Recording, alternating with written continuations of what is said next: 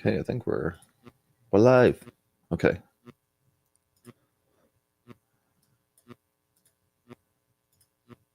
Share sound. Oops.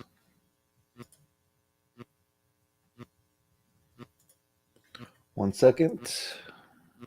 Good morning. Welcome, everybody. Happy Sunday. Just gonna give another minute for everyone to join here.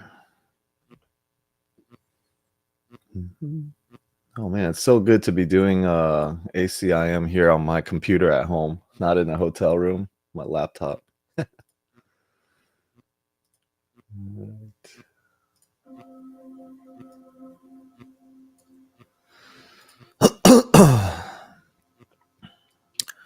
Okay, so welcome everybody. Welcome to another Sunday morning miracles.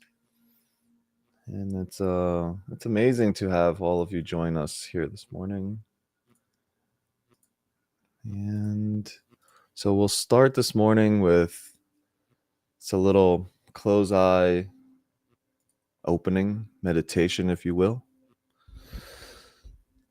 So welcome to the sacred space of this moment. And if you're not driving or doing anything that requires your eyes to be open, I invite you to close your eyes and allow yourself to fully relax, letting go of any tensions or worries,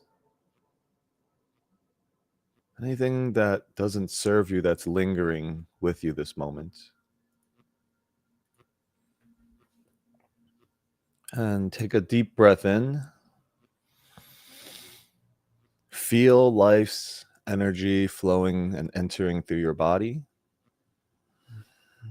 And then exhale slowly, dropping your shoulders a little bit, maybe opening your mouth a little bit. Release any stress or any tension. And let us in this moment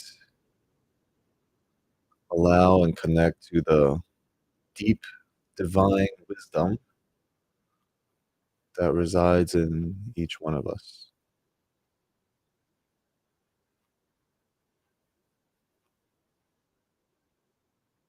And through this, we can recognize that and remember that we are not alone.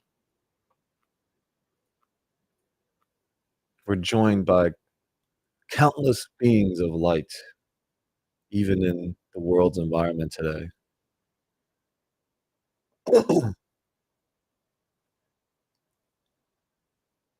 Everyone, all the light out there, all the light workers, the miracle workers, the healers, supporting us with their love and their guidance.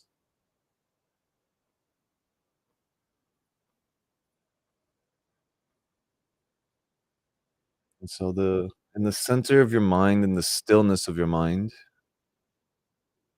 I want you to now imagine a peaceful, serene meadow. You're surrounded by nature. And don't forget to breathe. Feel the warm sun on your skin, the sound of the wind on the leaves, insects, birds chirping.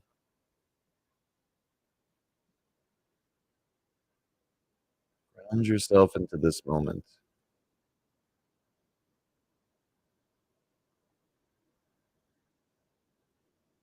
Feeling the ground beneath your feet. Imagine roots growing from your feet to the center of the earth,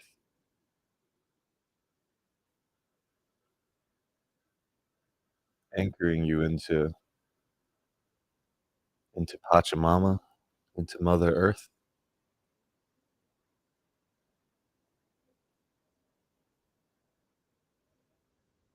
And let us remember that we are an extension of that love from the earth to us,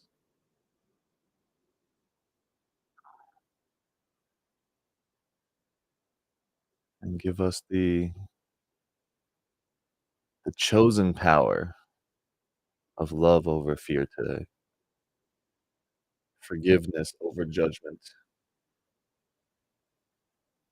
and peace over conflict.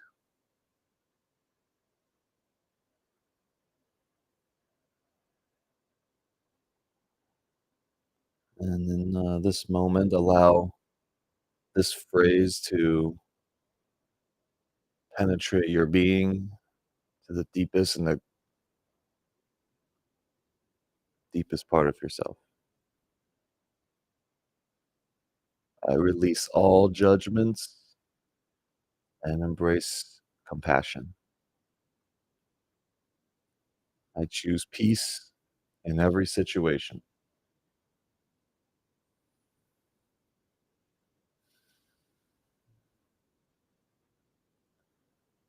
I release all judgments and embrace compassion. I choose peace in every situation.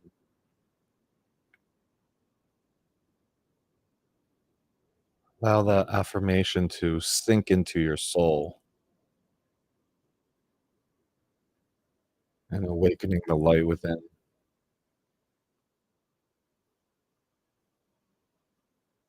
Visualize the light yourself actually shining brighter.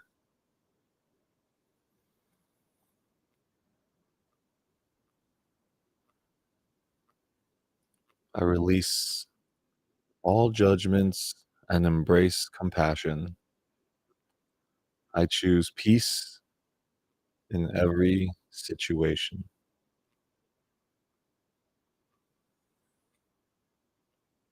And take another breath in, and as you exhale, you can open your eyes back up and know that you are always loved and supported. And we are all walking together, awakening together.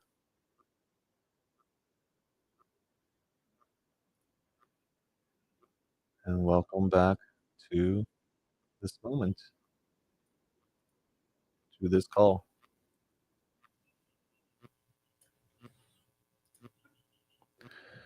Good morning, everyone. How's everyone doing? Oh, it's so good to see everybody. And thank you for joining us here this morning because there's a lot of everywhere on social media. I mean, I see so many people posting about the things that are the conflicts that are happening in the world, and especially, the whole Israel and Palestine like conflict that's been going on forever. And I feel for my Israeli friends, I feel for my Palestinian friends, and innocent people are caught in the middle of it. So I think the first thing that we can do is just not group everybody into one thing, right? There are individuals out there that needs to take accountability for their own actions, just like we get to take accountability for our thoughts and our actions as well, right? And our judgments and our our participation in conflict and in perpetuating war, perpetuating violence. Really, in our own minds, we can begin to shift that ourselves. Um, and I thought about not talking about this subject, but it's just so real, and I don't think I'm not gonna shy away from these types of conversations either. However, it's not I'm not taking sides or anything like that. This is not a call about who's wrong, who's right, but this is a call really always about choosing peace in every situation. We can start to heal the world by looking at the conflicts in our own lives and where we are perpetuating war and violence. Morning, Adam. So one of the first things that the course talks about is, always choosing peace over conflict, and this is why today's opening affirmation I wanted to really, really land that for us because we aren't choosing that. It doesn't matter if it's with our family or in our business or in our real estate deals or wherever. We aren't always choosing peace in every situation. So the first thing that I want to bring up in the first conversation today is choosing peace over conflict. And I wrote a little thing this morning on my Instagram story that peace is really our natural state of being. Our natural state is to be at peace. But conflict and attack and judgments, all of those things arise from really an ego-based, ego-driven place of fear, really. And the course really encourages us to always reflect on the power of choosing peace over conflict, um, and emphasizing that that peace can really only be achieved through compassion, through forgiveness, through understanding.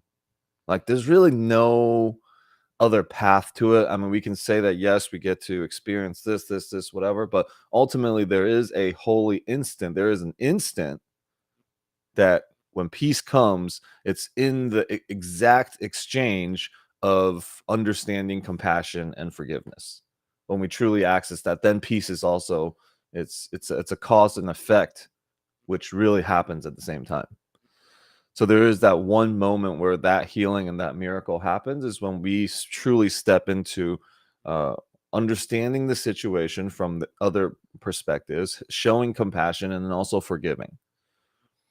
And yeah, so the other part of that also is the course talks a lot about illusions. So being able to see beyond the appearances and ultimately for our own practices that the entire world, that the physical world that we live in really is an illusion. It's we can gather evidence. The only evidence that we can ever gather to support the ego and support our judgments is from this world, from the 3D world. It's not of heaven. We talk about beingness in transformation. I talk about beingness in real estate too. You got to be abundant in order to have abundance show up. You got to be and have the mindset of somebody that is successful and take on those habits. And you got to be a millionaire in your mind, and then you'll be a millionaire. Right? There's so many people teaching the power of that type of energy, affirmation, and attractions today because it is real. None of that really you can't really draw evidence. It's just you have to be first.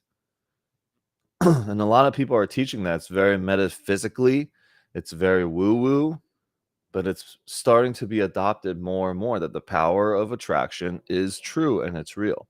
You have to be it first. That means if we want peace and we want heaven, that means we have to be peace and be heaven now. Right? So how can you be heaven now if you're the vision and the idea of heaven leaves you the moment that you are enrolled into all the earthly physical 3D conflicts? When you pull from anything that is not the kingdom, you lose sight of it. So the course is always showing us like beyond the appearances. That means the idea of Alex, the body, the meat suit, and the identity that I've assigned to myself is connected to the 3D world. Now, we're not saying to just completely abandon it and whatever, but it's for us inside ourselves to recognize truth when we see it. When we hear truth, when we see truth, when we feel truth, be able to recognize that. That's what the course is encouraging us to do. And the only way that we can recognize that is that we start looking beyond the appearances and beyond the physical world, beyond the things that our eyes, our physical eyes see and the physical ears hear and the physical feelings. What's beyond it? When people say things, when people do things, can we look beyond it? We all have experiences where we love somebody so much that when they say something out of their mouth and it's hostile, it's judgmental, but we can look beyond it because love is so much stronger. We see beyond that. So this is the beyond that I'm talking about. So for anybody that has kids or is, has been around an infant or a baby, you know what I'm talking about because they can do anything and you don't see it as an attack on you or attack on anybody. You always giving them the benefit of the doubt that they are an innocent child of God or an innocent child. But then we lose it. We start to lose it as people get older, as we get closer to people, as we uh take everything for granted. Welcome, Jason. Thanks for joining us. Um we take it for granted and then we lose sight of it. Now all of a sudden their actions, their words, the way they are, it's it's actually we project in our mind onto them. That now when they say something, even if they're saying something nice and then they're doing something considerate, you can see it as conflict. And I don't know if my wife will get mad at me in this, but this is a great example. So, in the beginning of our relationship, there was a lot of admiration and she saw everything that I did in that light, right? And as we kind of been in a relationship for a long time, gone through many battles and stuff together and all the experiences and life things together, there's a agitation to some things that I do, I guess. Right? So that agitation now is a projection out to me. So, yesterday I'll just do this is an example. And it's nothing bad, nothing wrong with it at all, but she was like, "Hey, can you vacuum this area?" And lately our coach has been, coaching us on like consideration of each other. We always get coached into that, like, don't be lazy, consideration of each other. So I was like, okay, I'm gonna be considerate.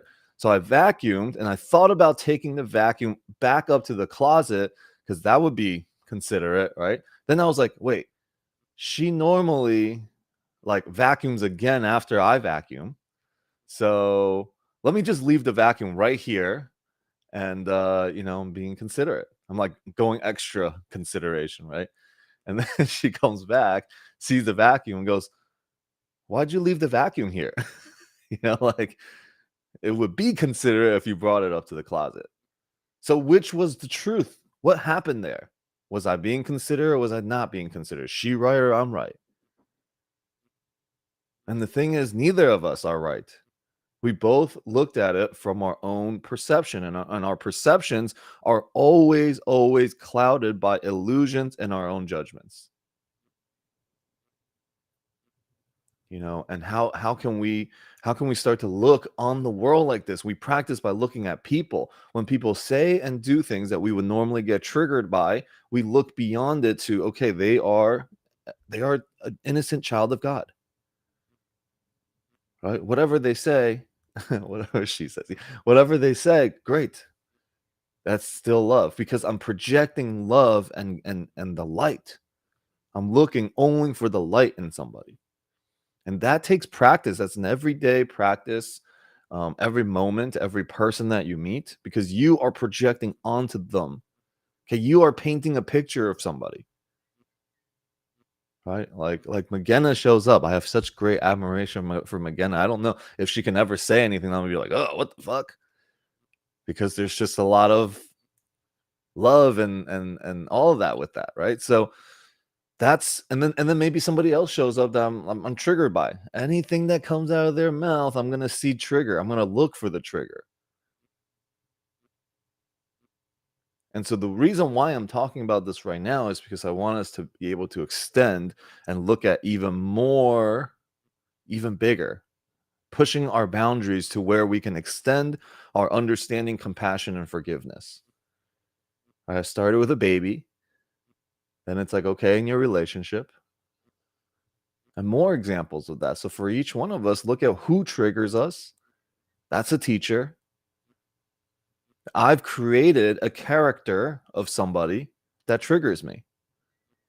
And then the people that we admire and love and are inspired by, and we're just like, wow, any perspective that they take, we would be open to it because we're like, oh, yeah, I can see that. Right. But if it's the same thing came out of someone else's mouth, I'm like, you're a dumbass. And, from that space, like looking beyond appearances to innocence to truth behind it. So let's take a look at the war that's going on. All right, there's wars happening all the time in the world. Somebody is starting a war with somebody. Somebody's holding resentment over somebody. Somebody's scamming or scheming and planning for an attack and calling it defense. And then the other side is now readying their defense for another attack. And it's the perpetuating of attack, of violence. Who's going to stop it? There is no one else but you that can stop the thought of that. Because we just go back and forth. Oh, Israel's right. Oh, no, Palestine's got a reason. Oh, okay, wait. But even before that, someone did this. And then before that, actually, this happened. And then everybody's just throwing their own sides, but all they're doing is justifying and perpetuating and allowing the next violent step to show up. And then what? And it's an entire thing. And this is why the news is so messed up, because the news is just showing things back and forth. There's no like critical thought in it. There's just agenda and projections. And then we don't stop that chain, and then we allow it to infect us with that poison, and then we spew it back out. Who's going to stand for peace? Right? Mother Teresa. I will not go in a rally to oppose or do some kind of rally against war. But if there was anything that was a stance for peace, count me in. Against war is not the same thing as standing for peace. And that's the confusion. Our positioning is not the same as stance. All right, Jason, take care, buddy. Right. So if you can just remember that today, position is not the same as being a stand for something. And we talk about this in transformation, but now it's ever so relevant.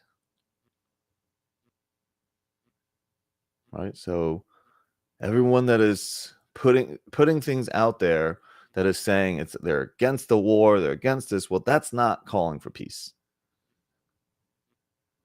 Calling for peace is, let's extend our understanding, let's extend our compassion, let's extend our forgiveness to all parties involved. All right. And it's important for us to understand and to know that forgiveness isn't condoning an act. Forgiveness isn't about forgetting something that happened. Forgiveness is simply a release of the resentment or the guilt that is attached to it, so that we can create a space for healing to happen. So we can create a space for for people to join us in that it's safe.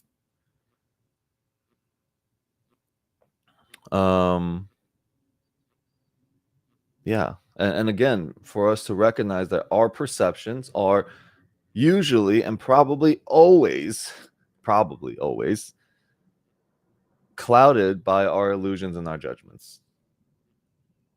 So we can catch ourselves, like we play a game all day. There's no reason to even go and judge and do anything outside of you, because you can look at yourself and your actions and your thoughts and all of that easily and spend all day doing that. Catching yourself, being aware, being present. And so if we can practice today to see this conflict in Palestine, in Israel, as a surface level conflict, what is something that is shared by humanity? How can we create that and cultivate that and bring that is shared? Okay, because war is not shared.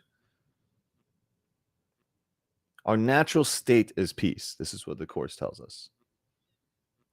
And so only in these moments that we can bring and hold space for compassion for victims and attackers and perpetrators and all of that, that's when a space of love shows up.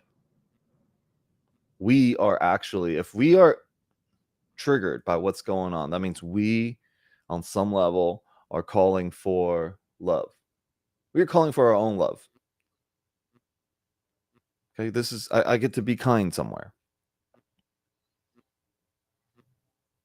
Love is shared. Yes. So when in these times of conflict, whenever I see conflict, even in conflict with myself and when my wife get into some sort of conflict, first I extend love and forgiveness to myself first. Right? Let's get rid of this first, because oftentimes it leads into, oh my God, here I go again. What a dumbass. Da, da, da. I just start judging myself. So just extend the love and forgiveness to yourself, and then to all parties involved. Right? Like everyone involved. Love and forgiveness. And then I pray. I pray for healing to show up. I pray for us to return to love as fast as we can. Because sometimes when you're in the heat of a battle with someone, it's like I don't even see how we can ever return to how we were before.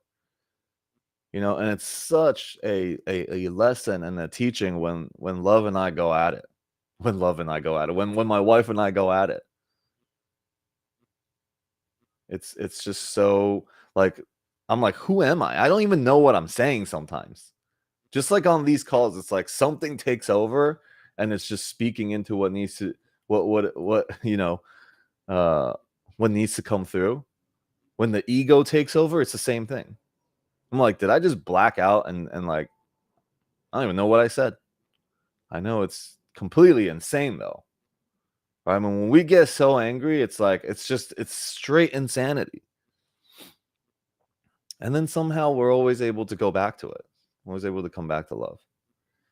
I'm like, how dumb were we? Then we hug, then we cry, then we this, and then we're like, okay, let's not take it personal. Let's just see that as, here I go. We get to try it again, And then at the end of it, when we come back to love, I'm always like, okay, the next time it happens, I can't wait for it to happen because I am going to do it differently. I am going to choose peace. So it's, we got a game going. But it's something is being healed every time we come back to it. Every time we are able to truly forgive and understand and be compassionate. Right. Antoine, what's up, brother? You got something to say? Got a question? Got a thought? Man, you're touching on my favorite topics this morning, man. Oh, snap. Perceptions and marriage, those are tough ones. I was just reminded listening to you. I think I've been married 20 years now. I remember being a newlywed and had some issues with the wife, and I called my dad, and I was like, Dad, she's chewing my butt about this and this and that. What do you think? So he says, welcome to the club. Your mom here has been chewing my butt for 40 years. So I was like, okay, so what do you do? And he just said, well, in the heat of the moment, try to remember the best version of that person. Mm-hmm. Try to remember why you chose that person. And I was like, oh, okay. So that kind of gave me some space to go to where I saw, my wife in the light that, that made me choose her. And I just thought I would share some of that with you guys today. Cool. Another thing from the book of The Secret that I used that helped me was that there was a chapter that started with, imagine it was just you on planet Earth. If you cooked and had nobody to share it with, play music, had something to say, but there was nobody to appreciate it, you would lose purpose. And so I've learned to just cherish every relationship for what they bring into my relationship, for who they are and for what they are, and see it in that light and say, okay, I'm getting my butt chewed right now. There must be something that I need to maybe grow into, or give it peace or love, like you were saying earlier. And I just wanted to say those two things. Thanks. Yeah, it's good. You always bring great thoughts to contemplate about, and yeah, and great knowledge, and you share your experience. I appreciate that so much. Thanks for being here, man. Anybody else want to chime in on this topic today? I know it's kind of like a sensitive topic, but it's only sensitive if we make it sensitive.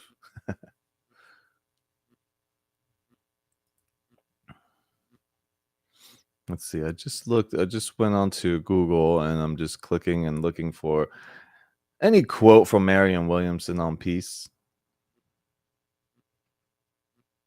Yeah, I like to chime in there.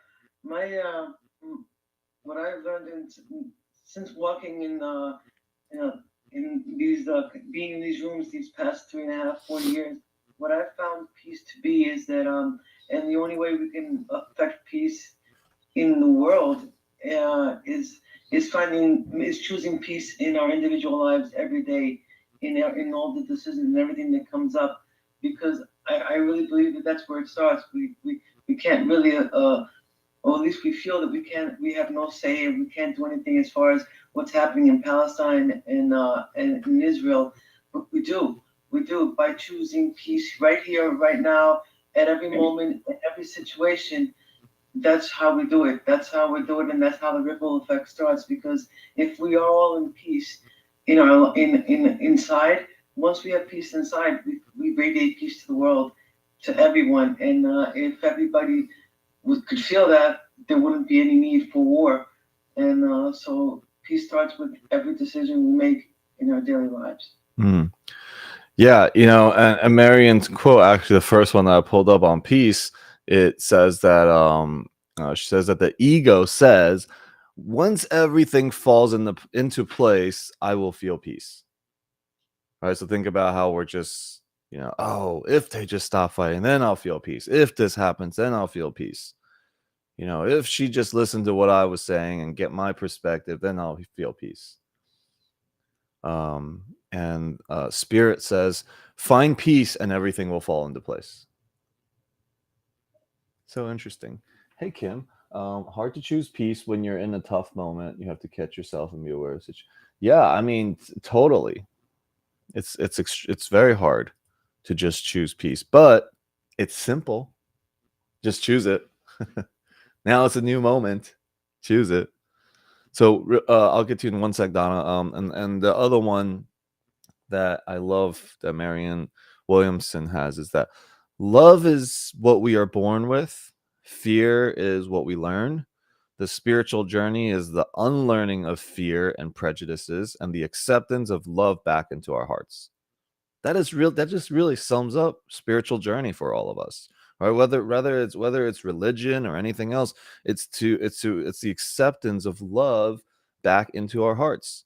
And so love is essentially reality and our purpose on earth, right? If that is our journey, is to accept love back into our hearts, then love is really the reality. and is our purpose on earth. To be consciously aware of it, to experience love in ourselves and others, is the meaning of life. Meaning does not lie in things, meaning lies in us. Marian Williamson. Love it. Amazing. Okay, go ahead, Donna.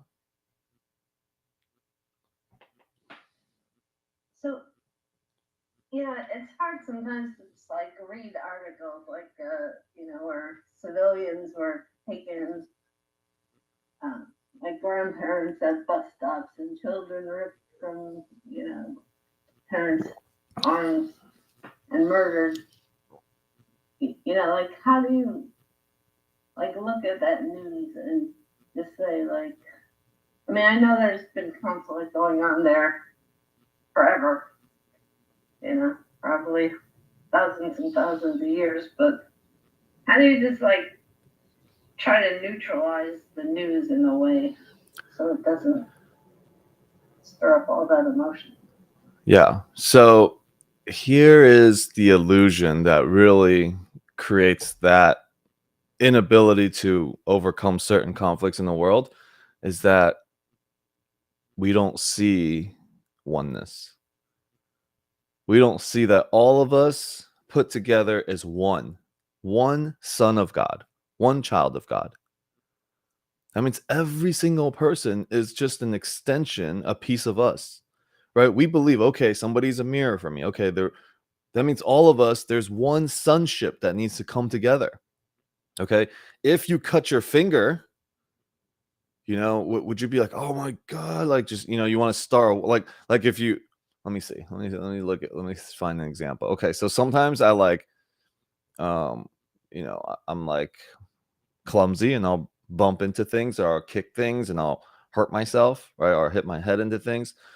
When that happens, but because I know that this is me, that I did it, I'm not going to go and beat myself up again after that. Okay, I'm trying to create a kind of like an image here, because the entire world, all of it, Israel, Palestine, that war that's happening and people dying, all that is a piece of us. That is something is happening.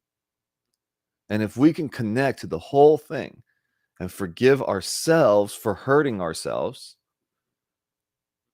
then we may have a chance at looking at it without that judgment and prejudice and all of that. Because what does it make sense? Like what is the solution? Do we go and do the same thing back onto the other side? Because that's probably already happened before, right? And then now it's the same thing happening back to this side. And it just goes back and forth, and it's just insanity. Right? So for us to even take any judgments on it, it's insane for us. Like, what do you want? You want peace in this world, or you want to be right about it? Right now we're extending it out to something on a larger scale. See, we've been talking, I use a lot of my relationship with my wife to emulate and show you that it's really no different when it comes to war. Now, yeah, the form of it looks different. Babies getting killed and people getting blown up and kidnapped and all that.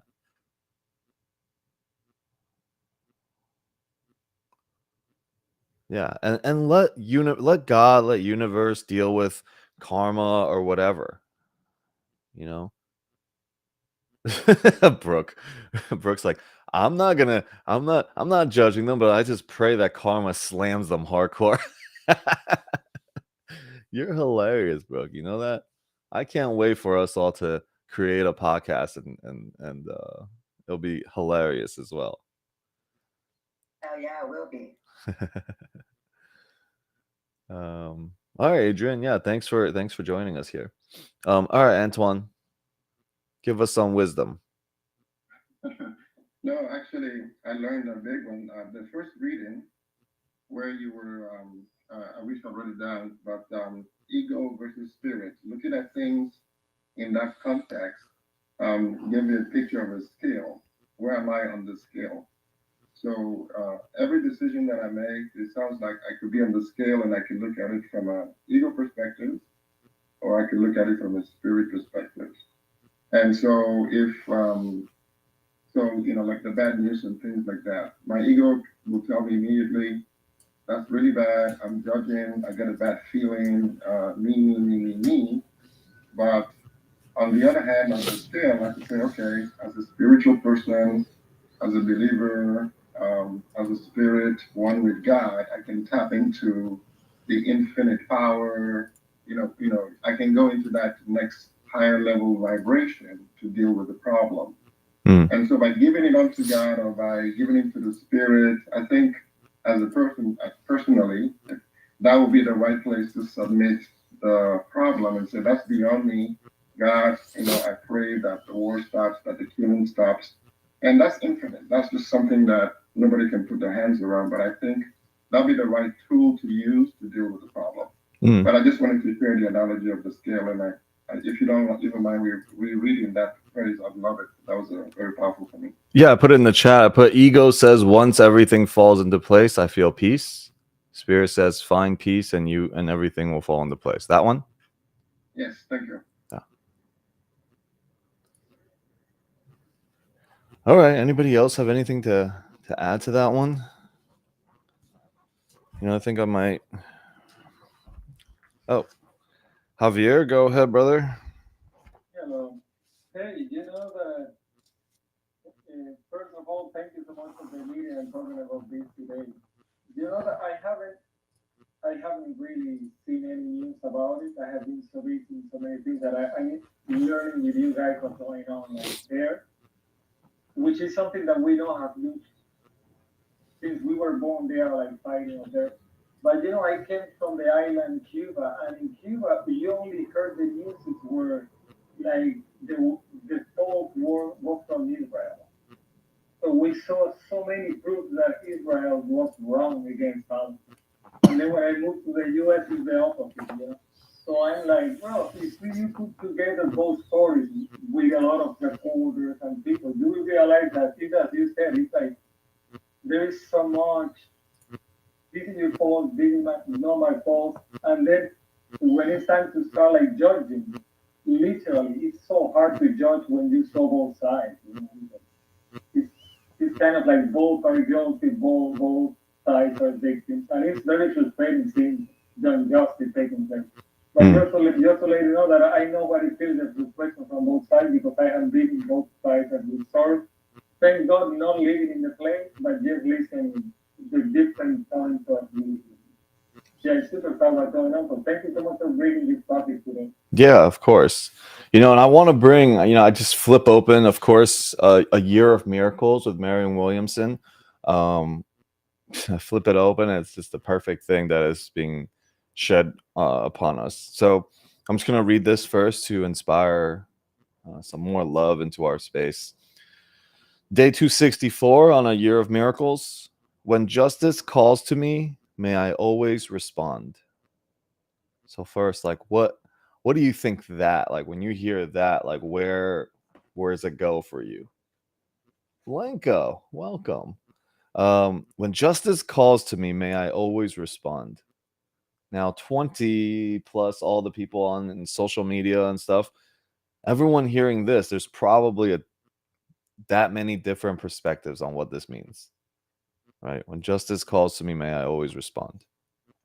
Though I live a life of plenty, there are those in the world who suffer unjustly.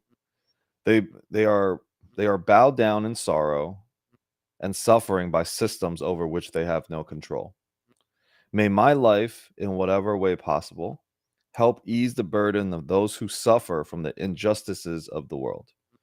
May I not forget that I am here to extend the compassion of God to help repair the world, to heal the heart of humanity. Whatever I can do with my love and with my efforts, may Spirit guide me and give me the power to do. Dear God, may love pour down upon me and use me as its vehicle. May my life in some way be of service to those who suffer. May my efforts in some way bring justice to those in need of it. May my life in all ways be yours. Amen. This is this is what I'm talking about. Like, it's about interrupting conflicts and standing for peace. May I bring so much love to everyone who suffers from injustice, right? And what does that mean, right? It's not like, oh, only the Israelis, like Javier just shared. It's not only one side experiencing injustice. Both sides probably experience injustice, and they're acting upon that with violence rather than with peace, rather than with love. Right? And this is what we talk about, is putting the weapons down. And it's not even just putting the weapons down.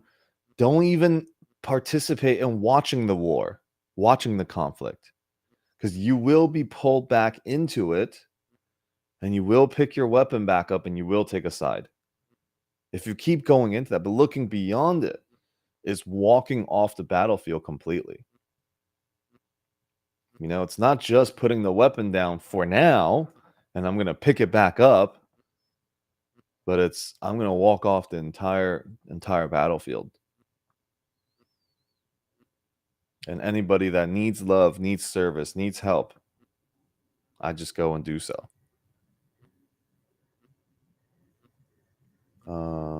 Go ahead, Lenka. Hi. Good morning. Good morning. When you're talking about that, it just makes me think about a particular situation, like when you look at Iran, and the amount of oppression there, and how many, especially young people, died this past year and the year before fighting for freedom from, an oppressive regime. And, it's like, how is it possible that they can use love and peace to gain their freedom? And I know you're probably going to say, well, we already have that freedom. It's in our minds, right? But they need to actually take up arms, as you were just talking about, to give themselves that sort of physical, economic, all the other types of freedoms. It's just a thought I had as you were sharing that, and how to fit that in to this whole discussion. Yeah. So again, our conflict is always going to be choosing between the physical world and the spiritual world. The freedom that we are looking for is not in things, right? The material things that we think we need. And yeah, well, while we're here physical in this body, like, to live, probably we need some of these essentials. But spiritually free is not the same as materially free. Materially free never happens. There's no end to it. No matter how much money we have, somehow we will still be binded spiritually. Right? There are people that are literally, in prison, okay? Like, really have no rights at all and find spiritual freedom.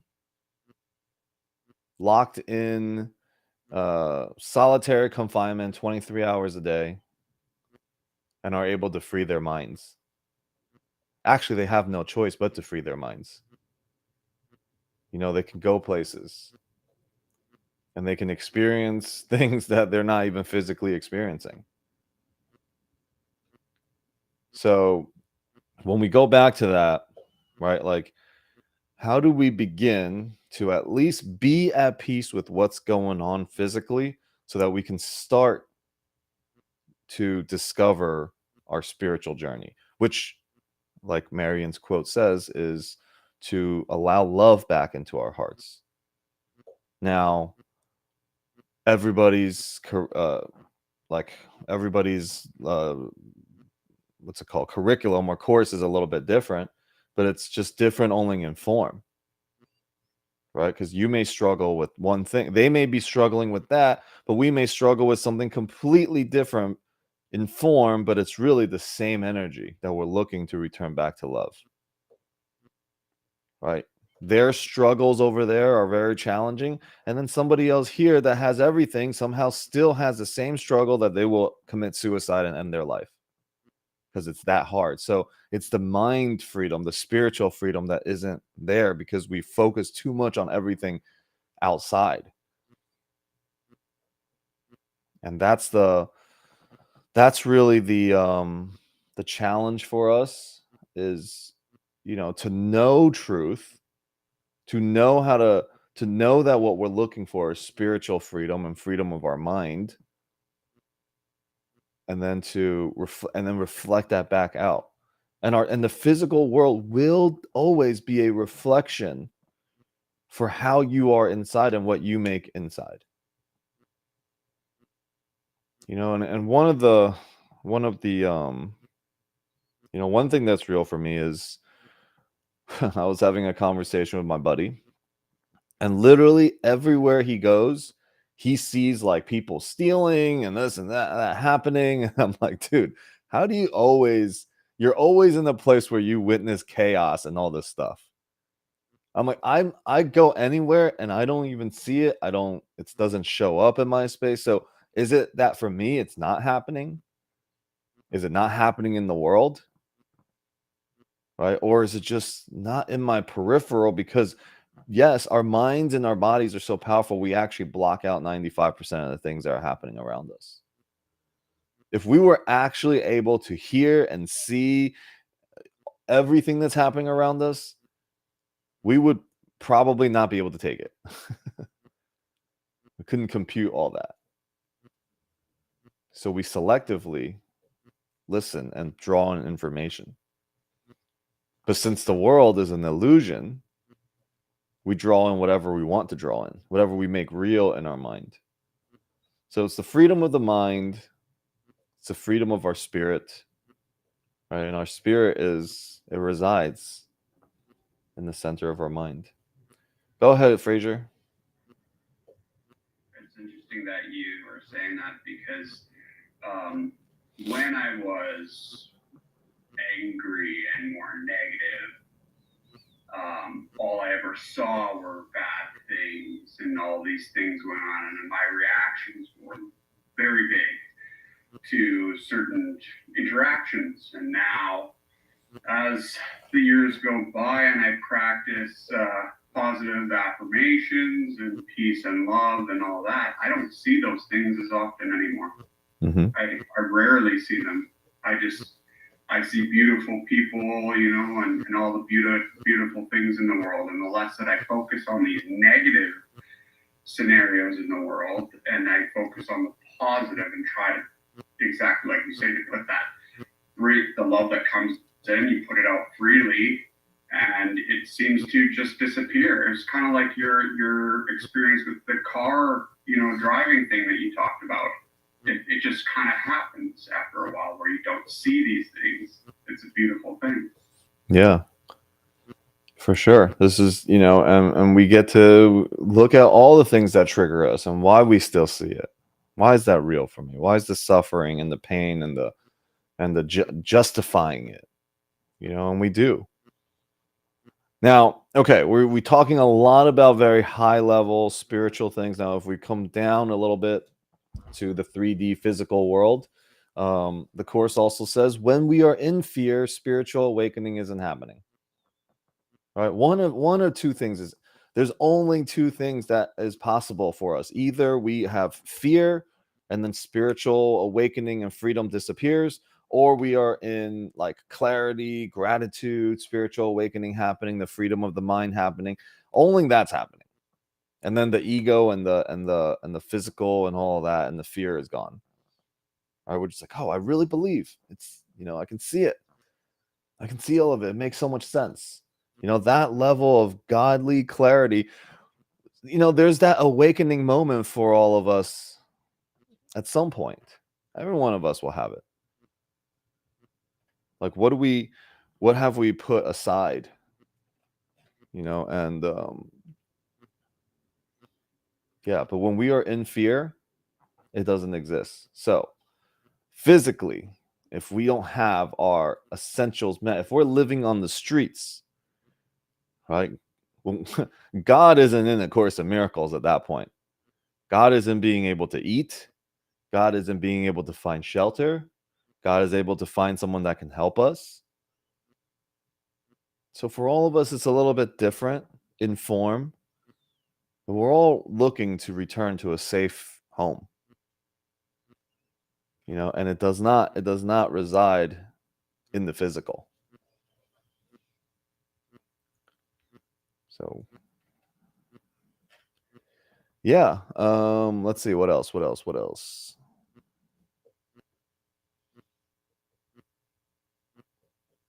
And since we are here today, and we are on this call. Oh, bye, Lyra. Oh, too late.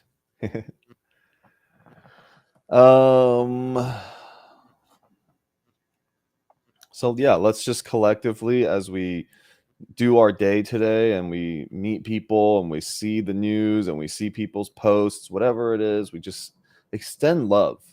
No need to judge about it if it's right or wrong, or none of that even matters, because it's not for them, it's for us. when we want to be right about something, it's not for anybody else. So we just extend love. We see it as our own lessons of how do we look beyond the appearance of things. We extend forgiveness. Again, for those of you just joining, when we use forgiveness specifically in the conversation of A Course in Miracles, it is not about condoning or forgetting a past action or event. Right? Forgiveness isn't about that. Isn't about like making somebody's wrong right. Okay, forgiveness isn't about condoning the actions. Forgiveness is just releasing the burden of it for me, releasing the resentment and allowing healing to take place, both for myself and for the relationship to that thing, or to that person, or to the persons, or to a whole country. So forgiveness is that. And for all of us, like as we go out today, hold the space for that. We're in this conversation here today for a reason, and there are people and ourselves that we need to hold the space for, and just fill that space with compassion, fill that space for all the people that are involved in any conflicts. And as you see in your life today, as you go out, you go shopping, you go to the supermarket, people will get into conflicts. You go scroll on social media, there's going to be a lot of people just projecting the conflicts, projecting it out. And we can just practice sending love and holding that space. And then when we just pray for that, we pray for the healing of it to show up, which is not in our control at all. We pray for everybody to reconnect back to source and back to God. And it's not even the reconnection does not mean that the connection isn't there. The reconnection is a remembering that the connection is there. See, like that's what the Course is always telling us, that just because we forgot, the light is in us. Just because we can't see it does not mean it doesn't exist. The connection to source and to God is there. It's there for you. It's there for everybody. That means the people that are taking those actions, they've simply forgotten. They've connected it to something else that is not of God. And so we pray for the remembering that they reconnect back to God, because if they reconnect back to God, they connect to everyone else. And then murder and kidnapping just isn't even possible in the space. So the prayer is for people to connect to God, to remember that connection. Not to some false idol, not to some righteousness, anything about ourselves or the physical world, but a connection truly back to God that shows us, wow, what am I doing here? That my purpose is to extend love and to extend forgiveness and compassion and understanding, because I want to connect back up to God, or back to God, not up, or wherever direction it goes. But yeah, it's that connection, and all of our problems comes from that disconnect. Every time we are afraid, every time we don't trust something happening, it's a disconnection. Not that the disconnection is not that it's not connected, it's just we don't remember that it's there. We've clogged it with something. We've clouded it with the ego. We've clouded it with the judgments. So that's the prayer. So, whenever I see it, and whatever you see today, you can hold that place, you can send that light, you can send that love out there.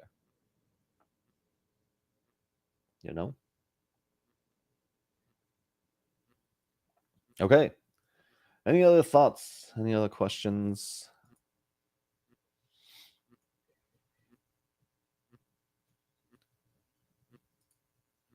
You know what, Alex? I have another one. Sure. Love it.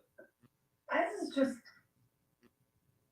I'd like to know your thoughts on this, or really anyone's, but doing this kind of work, it really is beautiful. And, here's how I see it. At moments when I can grasp it, I am living my best life. And I guess the question is it supposed to be this hard? Like to at this moment, to ask for a miracle, for me anyway, it takes a lot of work. And I know and the work is taking place in my ego. I'm recognizing that, which is probably not the answer. But it just, when I do this work, it's just so exhausting. I know it's not supposed to be. And I don't know if you could sort of reframe it for really how you're supposed to experience this type of work. Yeah. So, it does seem like it's a lot, but again, only in form, it's a lot because we feel like we got to work through all this stuff. But the working through it, the only thing that is happening is it's like a balloon is trying to go up into let's say like 1,000 balloons trying to go up into the sky, and we're just fighting. I'm like, let me grab it. But the work, you grasping it and living your best life, is like, oh, I let go of the balloon and the balloon just flies off, and oh my God, I feel good. And then you're like, oh, let me go grab it again. Actually, let me fly up there and go grab them and bring them back down. So whatever thing you're fighting and resisting, it's like it's just a letting go of it. And the letting go is our true nature, and it actually feels great. That's why peace is our natural state.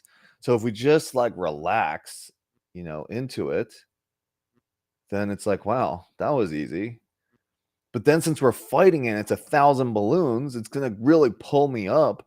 It seems like a lot of work, but all that work is like, just let go of let go of the rope. Isn't there some story of just letting go of the rope or something? Right. One of my good brothers, Michael DeSanti, wrote a book about but how monkeys catch bananas or get bananas, or how you trap a monkey. Right? You put a banana in a box, you make a hole just big enough for the hand to go through. Once they grab the banana, they're stuck. They literally trap themselves in the box, and that's exactly what's happening. It's so hard to free my hand from the box because you make a fist and it's now bigger than the hole. And you're holding the banana. It's like drop the banana and your hand comes out and it's easy. All right, but we're just like stubborn as heck as human beings, and we won't let go of the banana. We won't let go of the rope. Great book for kids, by the way. It's an awesome book. It's a children's book called Drop the Monkey. Drop the monkey or drop the banana? Drop the monkey sounds weird. So yeah, I mean, I don't know if that helps you as you were sharing that. That's kind of the little analogy that came. Okay, great analogy. So hopefully that supports. That's just the way I see it. When I'm like struggling, fighting something, I'm like, dude, you're just being so crazy. What are you trying to be right about? And then I start laughing at myself. And remember, joy is the way back to God.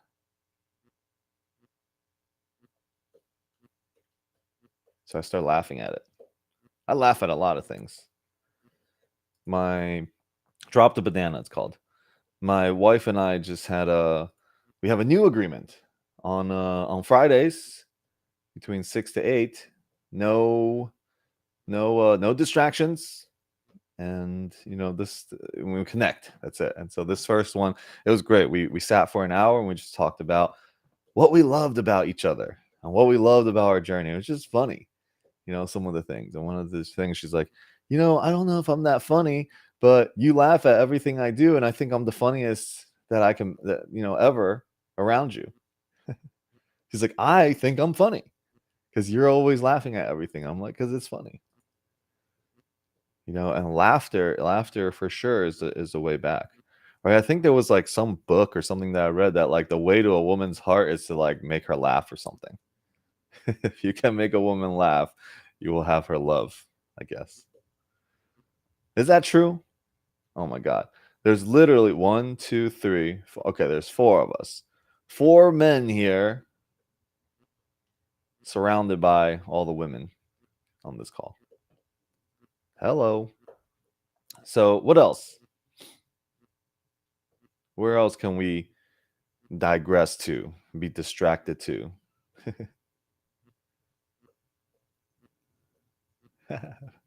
Make her feel safe. Okay. Good sex. Okay. Thank you. Testosterone shots. And make her a priority.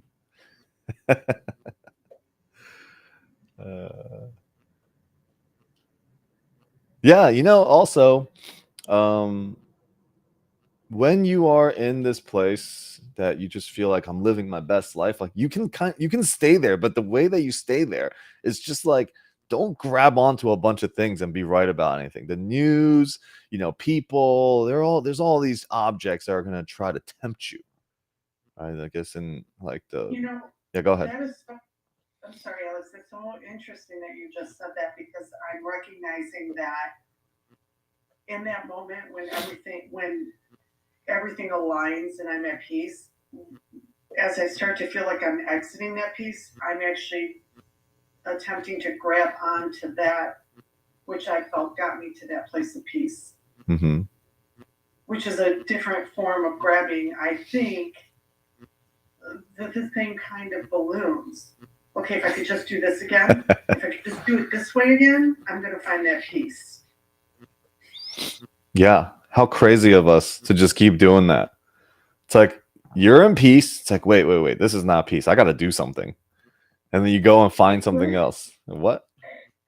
It's like it's like, I just thought of as like a share that I was laughing. And it's like, once you let go of the balloon, it's like, wait, don't let go. Let me add a weight on it. Let the weight hold on to it. Like the balloons are flying. We're like, wait. Like, wait. I want my balloons. Wait, this is a great. Where's my? Oh my God, where's my my thing? I gotta write this down. Hold on.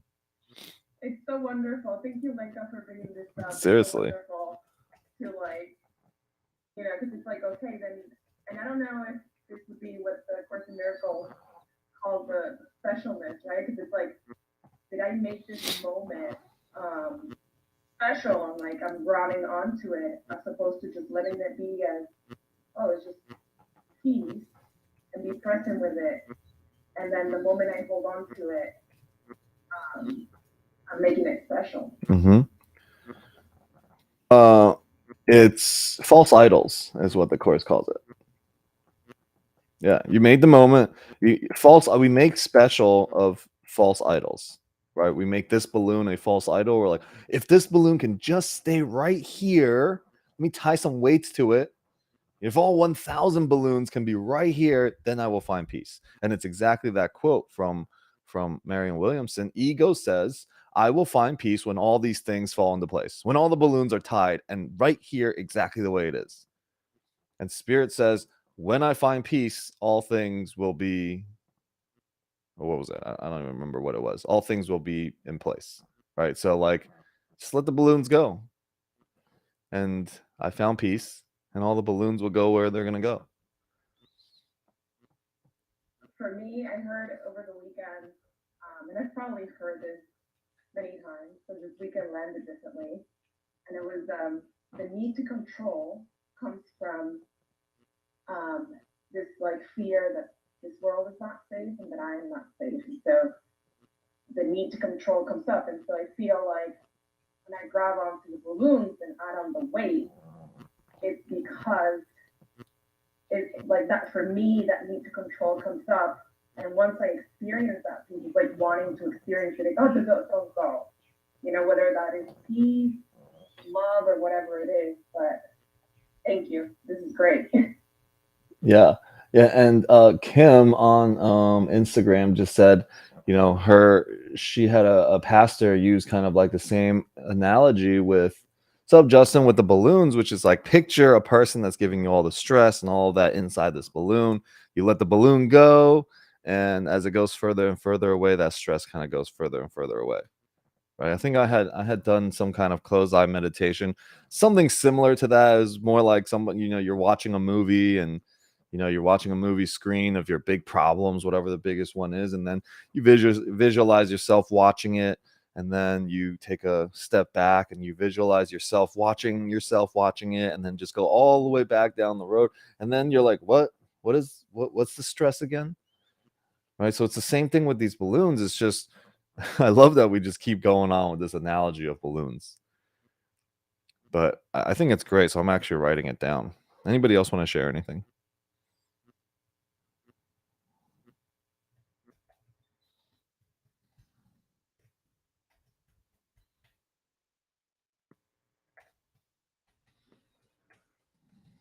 I just said in the chat that I can't get rid of the picture of the old man from Up. Yeah. That's it's a great movie. That was a good movie. Yeah, I think I'm gonna watch Up again very soon. I love all the animated movies. Okay, couple more minutes here. Anybody else want to share anything? Also, I posted that picture of my dog eating A Course in Miracles, eating my book. That was my first, that book had so much of my trauma while I was going through a lot of things and healings. I had that whole book like basically highlighted everywhere. And it's so funny when my dog chewed it up and destroyed it. I was like pissed. I was like, what the hell? And then, that was my first realization of my special relationship I created with the course. And then somebody else, gave me another copy of their course that was it's actually hardcover. And then I've had this one for a long time. It's pretty worn. It's got a lot of tabs, got a lot of underlining in there as well. But, kind of signifies a different, for me, it's like, oh, it's different journeys. Right. But and here's the balloon. The balloon for me was all the things I underlined in that book that was ripped apart. Right, but almost the entire book was underlined. So what do I even care, really? Right? Might as well just get a new copy and start fresh. But I had like little tabs and different things. I'm like, okay, I gotta think about this and that. And this was, when this happened in my life, here it is. Created all these special relationships to it. I tied all these balloons, my special balloons. And then somehow the balloons flew off, because that's what balloons do. And I'm like, no, my balloons. And then I got upset at my dog, and then yelled at her, and then she, but she still unconditionally loves me, and she's laying over there right now, scheming and plotting to eat my next ACIM book. And now I got two of them. I think I do want to revisit that Up movie, because when I think about it, it was about the old man holding on to everything that he knew that was old. His house, his memories, all that stuff. That's what it was all about. So I can't remember what it was about, but yeah. Yeah, it was. He was living on. They wanted to buy his house, and they were building these big high rises around it, and he wouldn't sell and everything, and they were getting. Don't tell me. I can't remember it. All right, so watch it, and tell me what your perspective is, because I'm going to do it also. All right, homework assignment for watch Up next Sunday. Watch Up. Yeah, and I think he was holding on to his former wife that had passed. And so whoa, guys. We're ruining the movie now. I don't remember any of it, so let me let me watch it. Movie spoilers. Why don't you tell me the ending while we're at it? Just kidding. All right. We got 10 more minutes here, so what else? Oh, I'm getting ready to like present in a conference thing with a lot of pretty that's just, I don't even know what it is. It's in a mansion, and really high caliber people will be presenting. So kind of nervous. Been working on my presentation. I haven't worked on a presentation like this in a long time. I think I might be trying too hard. I should just talk about Course in Miracles and multifamily. Boom. In multifamily. All right. What is that? What is this? Temp input. What is this?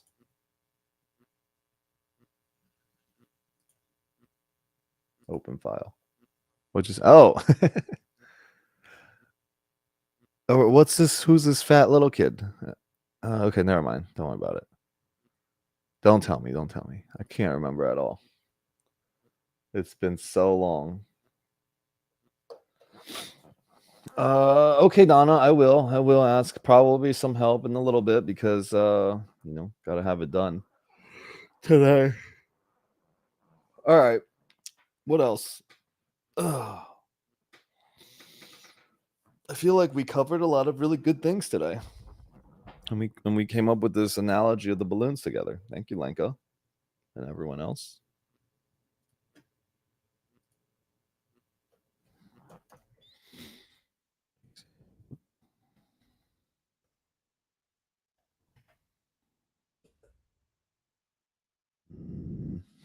Okay.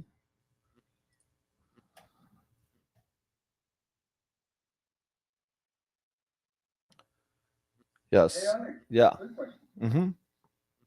Hey, can you, if, because the way you talk about, sorry to start like so like back and forth, the way you introduce this course on miracles, I feel like it's super deep and I really appreciate it. So please, if you found it already or if you find it, that would be amazing if you one day, if I'm lucky enough, that you talk about this phenomenon that happens that, when you are feeling super amazing, then something like crappy happens.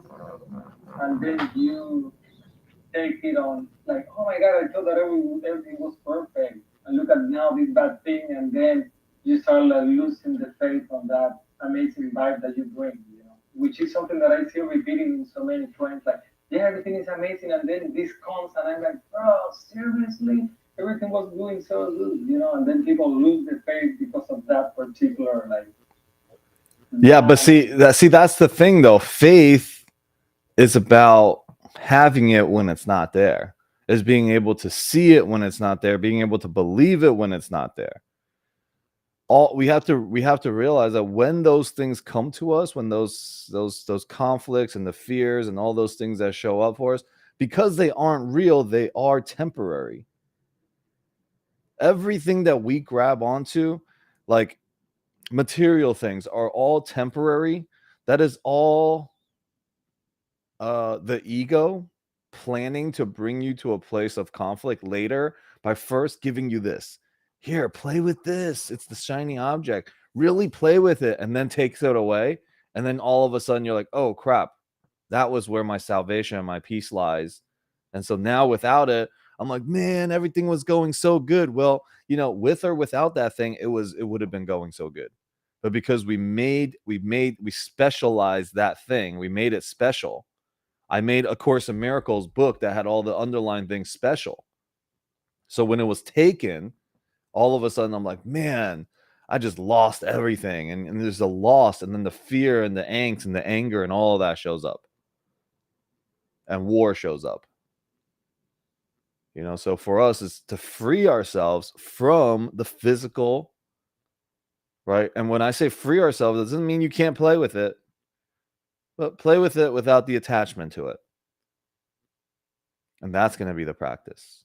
And the faith is the I can do this even though I haven't done it yet. Right? I can find peace even though I've been in conflict and angry and anxious my whole life. Even though I've been all of this my whole life, faith is I can do it still. All that evidence means nothing. Faith above evidence, or faith over fear. Yes. That was like all I need. Okay, cool, awesome, great. Thank you. That question was great because it, now I got more things to write down on faith. Go ahead, Fraser. I was just gonna say, negative things happen all the time. It's how you take you absorb it in, it'll affect you throughout your day, right? And you're thinking about it constantly, like just like you say with the book, it really, at that period of time, it agitated you. But if we don't take it on, because this is the physical world, and we're thinking in a spiritual world with faith and all of this, it's important to be like, okay, it's fine.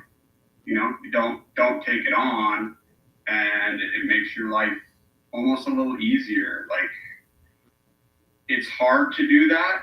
I definitely have my own areas where that works well, and some areas that it doesn't work well in.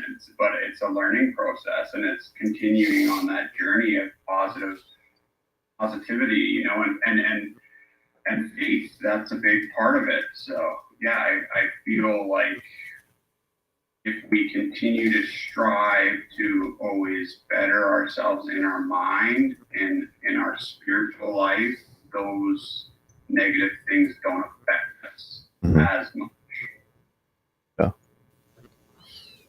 Yeah, for sure. We can change our relationship to anything. That's how powerful we are. Okay. Last couple minutes. I just had a great idea.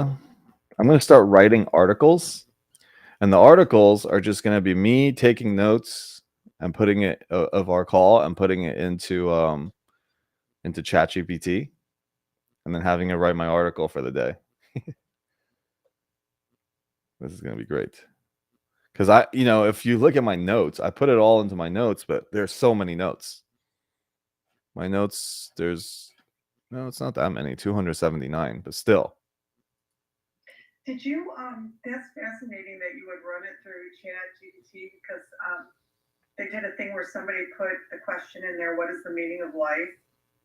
And because, it grabbed every possible bit of information across countries and history and different religions, it just came up with the most powerful response to that question. Yeah.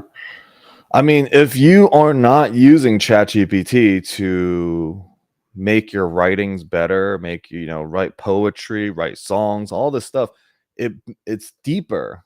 It grows larger than what you can just think. Like, you put your piece in there, you put your tone in there, you train it, and you let it understand you, but it will still grab information from all throughout our internet times, right? I mean, that's all the information out there that we can use. If people aren't using ChatGPT because of pride or anything, that's just silly. I use it for everything. I just used it. I was just playing around. I'm like, let me see if I redo my bio. That I've had the website for 15 years. Yeah, write some badass bio. And I followed the prompts that you gave me. Like, ask me 10 to 20 questions about myself. And I just could not believe what it came up with, especially when I said I had it add other stuff, add my vision, which is about gratitude and being in service and everything. And it just incorporated my professional with my beliefs and everything. It almost made me cry. I was like, damn, it really is. It's absolutely amazing. So I absolutely swear by it right now. Yeah. It sounds like that practice would be phenomenal therapy for all of us. Yeah, that's actually great. It is, because ChatGPT saw me in a light that I hadn't even seen myself, because I just had it ask me basic questions about my work, my career, and then about my belief systems. And when it came up with, I'm like, damn, that really is who I am.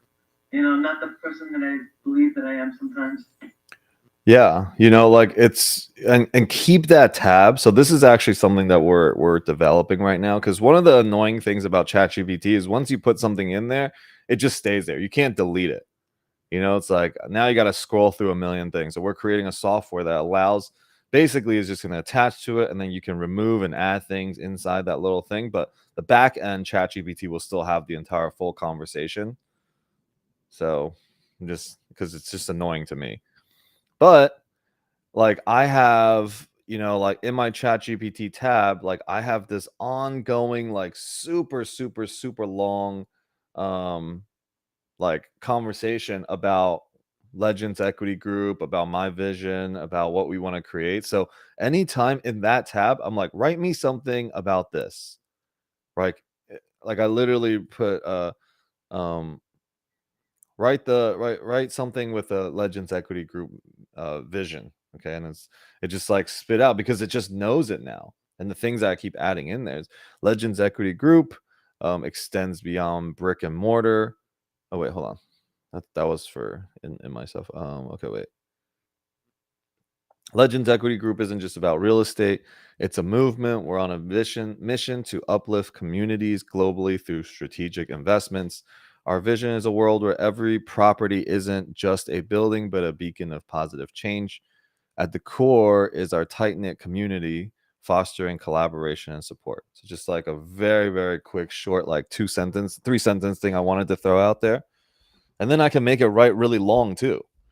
It could write me like an entire presentation if I wanted to on Legends Equity Group. So yeah, pretty cool. Everybody should use ChatGPT. Should. I mean, I encourage everyone to use it. And it will even talk about, it can grab things from the web. Like you can open up the shortcut or the plugin that allows it to search the web. So it's pretty cool. It can collect all sorts of information.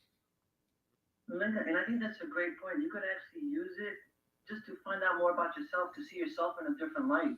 Even if it's just, plug in, data, and it comes up with your, with really a whole different version of yourself. You can see yourself in a different light. It's one way of therapy, that's for sure. It definitely goes deep. Yeah. All right. Cool. Great conversation. We started in Israel and Palestine. Now we end up in ChatGPT. So, yeah, go out there today and remember that to respect people, to share empathy, to understand, extend love and light, and pray for that peace, pray for love, pray for remembering of the connection to our source, to God, and remember just to let go of the balloon. That's it. All right, so take care, everybody. Have an amazing day, and talk to you all soon. Bye. Thank you so much, Alex.